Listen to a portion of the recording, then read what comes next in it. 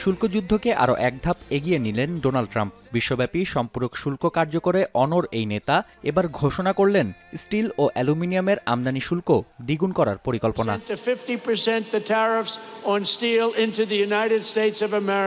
স্থানীয় সময় শুক্রবার পেনসিলভেনিয়ায় এক র্যালিতে অংশ নিয়ে মার্কিন প্রেসিডেন্ট জানান, এমন পদক্ষেপে রক্ষা পাবে যুক্তরাষ্ট্রের ইস্পাত শিল্প।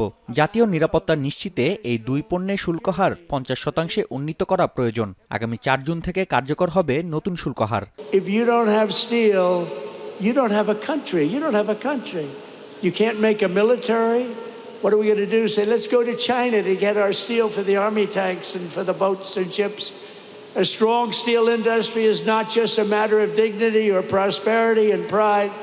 It's above all a matter of national security.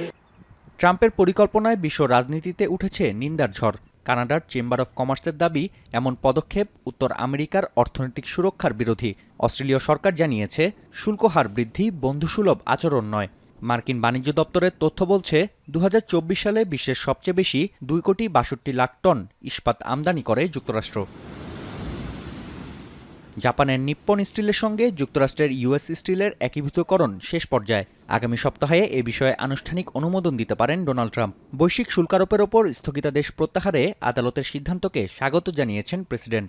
জানান, আগামী সপ্তাহে শুল্ক নিয়ে আলোচনার জন্য যুক্তরাষ্ট্রে আসছেন পাকিস্তানের প্রতিনিধিরা। তবে ইসলামাবাদ ও নয়াদিল্লি নতুন করে যুদ্ধে জড়ালে ওয়াশিংটন কোনো চুক্তি করবে না বলেও পরিষ্কার করেন তিনি। Pakistan representatives are coming in next week. And India, as you know, we're very close to making a deal with India. And I wouldn't have any interest in making a deal with either if they were going to be at war with each other. I would not, and I let them know. আগামী 9 জুলাই থেকে your পণ্যে 50% শুল্কারোপ করতে যাচ্ছে যুক্তরাষ্ট্র। তবে এর আগে জোটের সঙ্গে সমঝোতা করতে আগ্রহী মার্কিন প্রেসিডেন্ট।